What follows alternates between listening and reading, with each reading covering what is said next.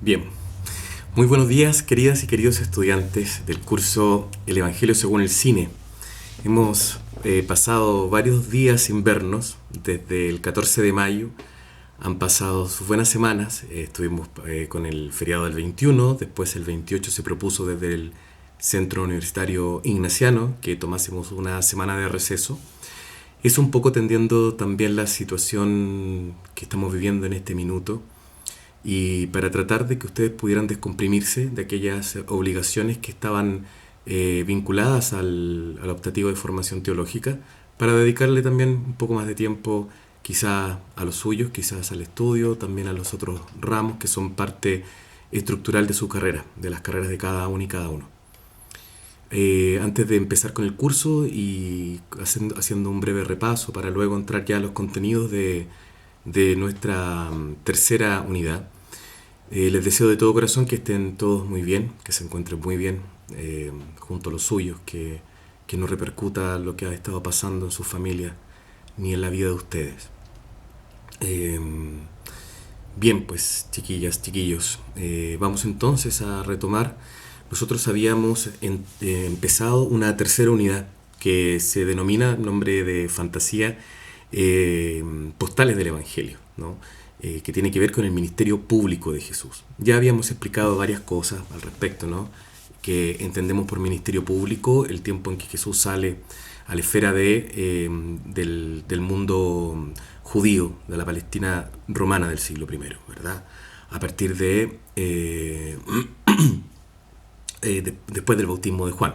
Habíamos visto también, precisamente por ello, al personaje de Juan Bautista. Hablamos de él, su importancia, relevancia, vínculos, y cómo es para la historia, ¿no? Un personaje también significativo, sobre todo para la historia del pueblo judío, porque tuvo un rol preponderante en el siglo I, ¿no? Sobre todo al enfrentarse a el rey Herodes y a su familia. Ya vimos también qué le ocurre al Bautista, ¿no? Cómo muere, cómo lamentablemente tiene un final trágico, y las posibilidades de que Jesús estuviese o hubiese sido discípulo de Juan. Vimos escenas, ¿no? Que ustedes las pudieron profundizar, y además estuvimos hablando sobre el reino, el mensaje de Jesús, cuál es su lógica, qué es lo que él realmente propone, ¿no? Y para resumir un poco, para hacer un pequeño breve resumen al respecto, me gustaría entonces recordar que cuando Jesús pregona el mensaje llamado Reino de Dios, lo está haciendo en una época bastante conflictiva. Está bajo la dominación romana, está bajo el tiempo de la ocupación romana en Palestina. Palestina del siglo I es una región absolutamente violenta. Por lo tanto, anunciar un reino o un reinado de Dios viene a ser de alguna manera una confrontación con la teología imperial. El único, no el único, pero el rey y Dios del imperio por excelencia es César, el emperador. Por lo tanto, hay una confrontación interesante. El anuncio del reino y lo que después los cristianos proponen, ¿no? Que en Jesús de Nazaret se han cumplido las profecías, que Jesús es el Mesías, el ungido, el elegido de Dios, será un discurso que encenderá las alertas de Roma. No va a ser un discurso inocuo, sino conflictivo, ¿no? Y la propuesta de Jesús, que viene de alguna manera también a desbarajustar, a colocar ciertas preguntas que quizás muchos se hacían, pero que en definitiva muy pocos se atrevían a pronunciarlas, ¿no? O de alguna manera a problematizar lo que ocurría. Jesús viene a cuestionar las bases de una teología que brota del templo, como lo veíamos en la última sesión del 14 de mayo. Es una teología que brota del templo y que tiene por pilar, por fundamento, la idea de la meritocracia. Vale decir, Dios reacciona, da, responde, bendice de acuerdo a las acciones humanas.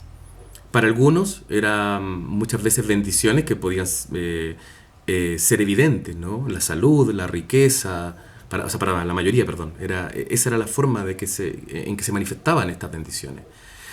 Y Por el contrario, si todo eso faltaba, ¿no? Caía la sospecha entonces de estar maldecido por Dios, que Dios en el fondo había eh, determinado que una vida en particular merecía todo el rigor de sus castigos para de alguna forma resarcir, pagar aquel delito, pecado que podía haber cometido.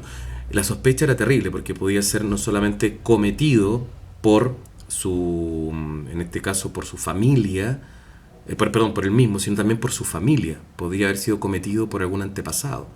Esa era digamos, el punto más delicado de esta teología que brotaba del templo.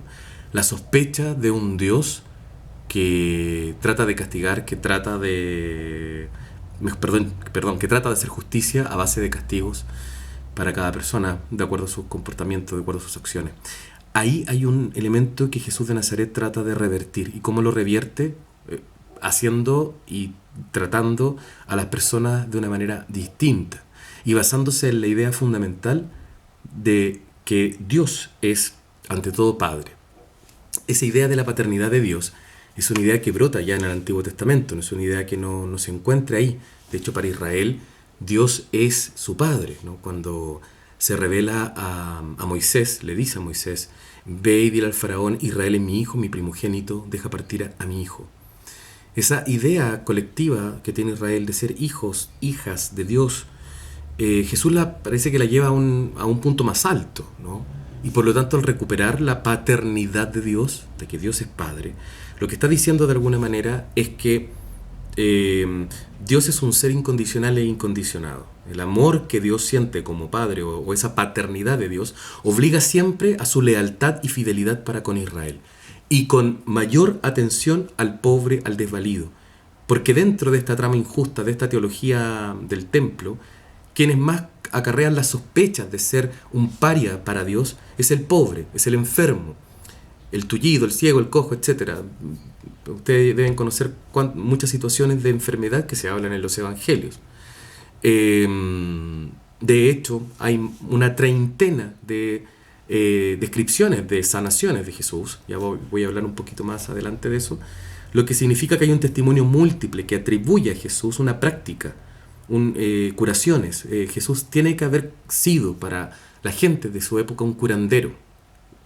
Y un curandero que en el fondo tiene una convicción, ¿no? La convicción es que Dios no atormenta al ser humano a través de la enfermedad. Eso o puede ser castigo de Satanás, ¿no? Que era también una de las teologías que al parecer influyó también en la espiritualidad de Jesús. O, por el contrario, aquello que le provoca dolor al hombre o sufrimiento, muchas veces puede responder a un sistema injusto, ¿no? Sea político, el reinado de César, por eso Jesús ofrece el reinado de Dios, el reinado de Herodes, por eso nuevamente aparece la esperanza en esta irrupción de Dios en la historia, el reinado de Dios ya, y finalmente el reinado de David, del antepasado, esa mirada hacia el pretérito para de alguna forma convencerse que ese modelo, esa estructura fue lo mejor que le pudo haber pasado en algún momento a Israel. Jesús inaugura una nueva forma un nuevo orden, ¿no? Y este nuevo orden es un reinado en donde Dios, ubicado dentro de este, valga la redundancia, nuevo orden como Padre, invita a que las relaciones humanas sean a partir de la fraternidad. Por eso el compartir, por eso la vida comunitaria, por eso la importancia de Jesús, de congregar en torno a él un grupo de 12, con quienes compartía su ministerio, con quienes un grupo de discípulos y discípulas más amplio también, con quienes pasaba muchas veces tiempo enseñándoles y llevando un estilo de vida. Jesús de Nazaret es un judío que radicaliza ciertos elementos de la espiritualidad, religiosidad y teología de su época.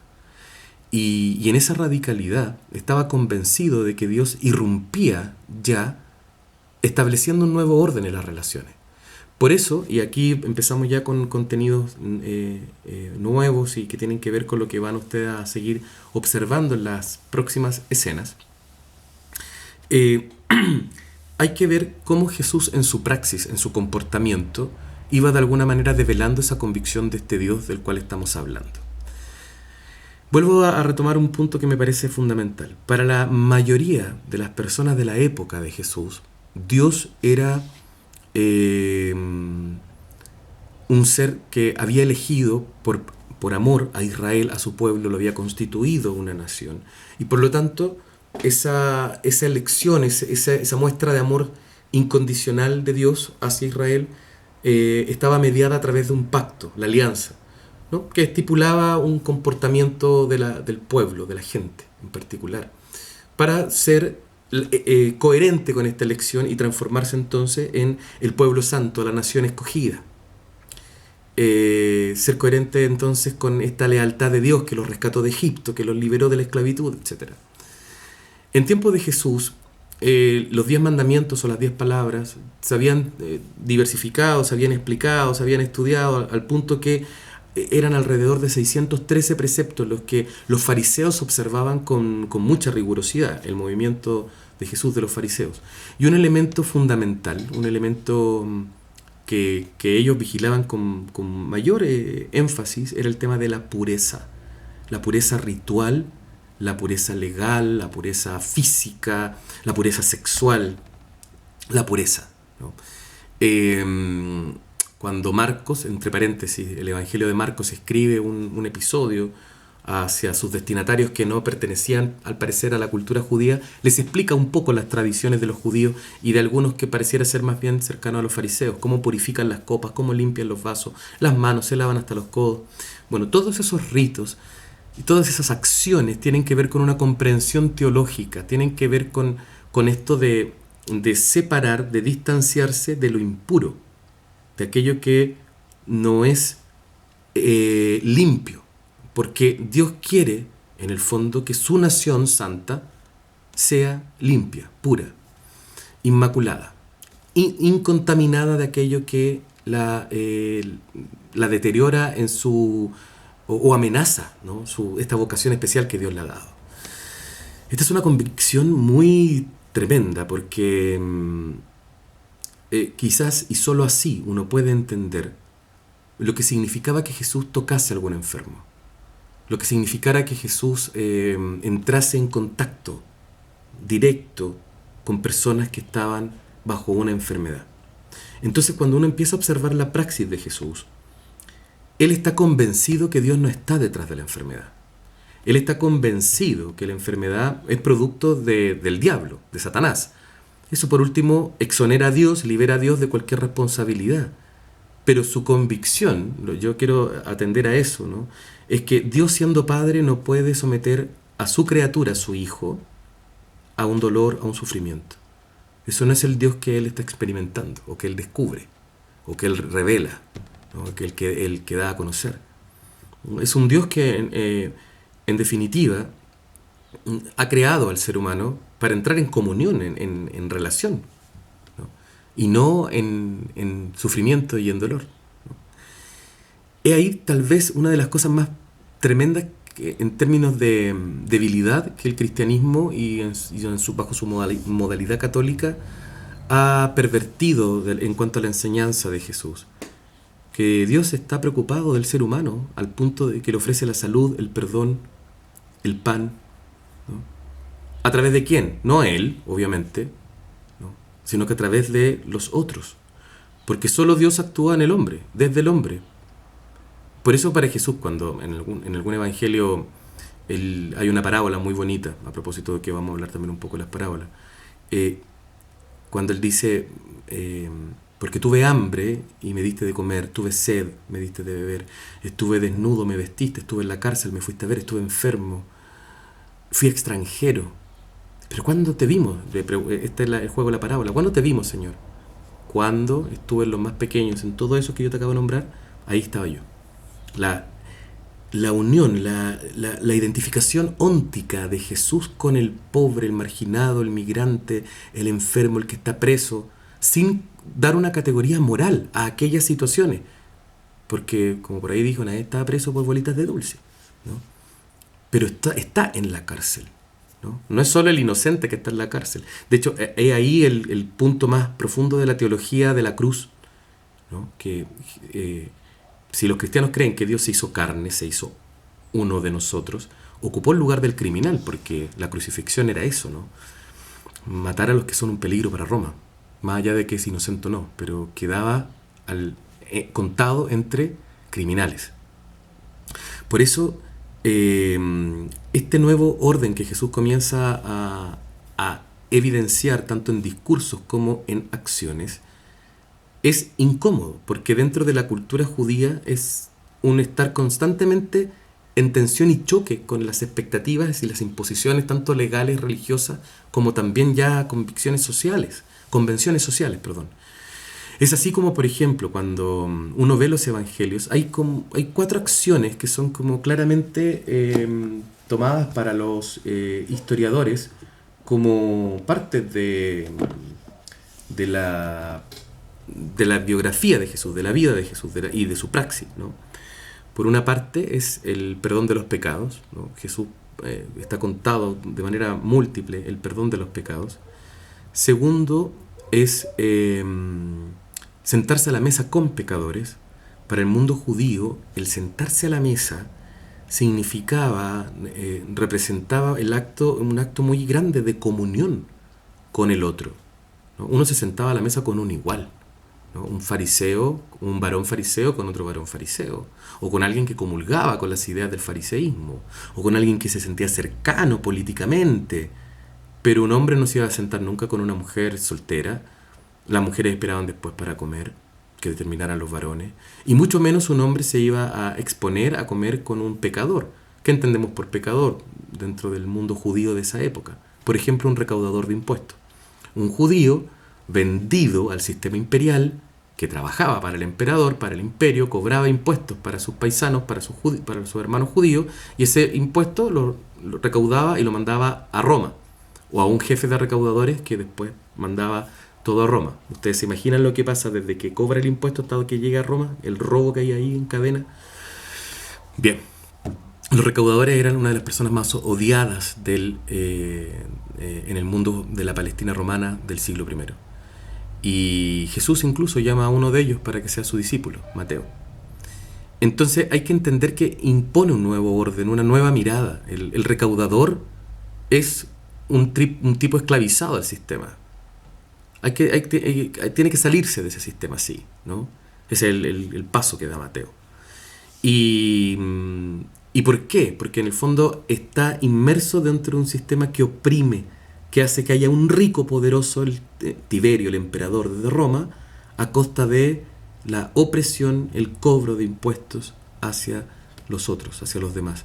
El pecado de Mateo, entre comillas el pecado, es que oprime. Lo que muchas veces tal vez se moraliza tanto en términos de falta hacia un decálogo, en los evangelios hay otra lógica detrás, y en el discurso de Jesús también hay otra lógica. Tiene que ver con la opresión, tiene que ver con la injusticia, con la falta de tratamiento en relación al otro como un hermano, como un igual. Por eso las mesas de Jesús tratan de ser mesas para dar a entender que el otro es como yo. Jesús se va a sentar entonces a la mesa con recaudadores de impuestos, prostitutas, personas de mal vivir, ¿no? Considerados así para la época, mirados así para la época. Entonces tenemos el perdón de los pecados, perdona públicamente pecados, se me olvidó decirlo, creo que lo dije en la clase del Bautista, pero es bueno reforzarlo ahora. El perdón de los pecados solo lo daba el sumo sacerdote una vez al año, con sacrificio de víctima, pagando, y en el templo. Jesús lo da gratis, sin víctimas que hay que sacrificar, sin mediación de templo, de institución, de sacerdote, y cada vez que sea necesario. Entonces hay un quiebre con la práctica normada o con la administración de un elemento que es fundamentalmente religioso, ¿no? Ahí hay un quiebre, una disidencia. Bueno, cuando aplicamos el dato incómodo como criterio de historicidad, claramente estos elementos que yo les estoy diciendo pertenecerían a la biografía de Jesús. Nadie se atrevería a hacerle tan mala publicidad a un judío tan mal portado, ¿no? Que perdona pecados cuando no debiera perdonar. Cuando uno lee los evangelios desde la óptica actual, mira para allá y dice, ¡oye, qué buena onda Jesús! Pero nada de buena onda, estaba siendo un rupturista, yendo contra la ley. Se sienta a la mesa con pecadores. 3. curaciones, donde toca a enfermos, entra en contacto con lo que veíamos hace un ratito atrás, con este mundo de lo impuro. Él quiebra o cuestiona de alguna forma con su proceder lo que está establecido como puro. Se hace impuro con el impuro. Toca a los enfermos. Entra en un contacto directo con ellos, ¿no? A propósito de quienes hoy día rechazan estar en contacto, reconocer que han estado en contacto con personas que han trabajado para ellos, acá vemos como Jesús todo lo contrario, ¿no?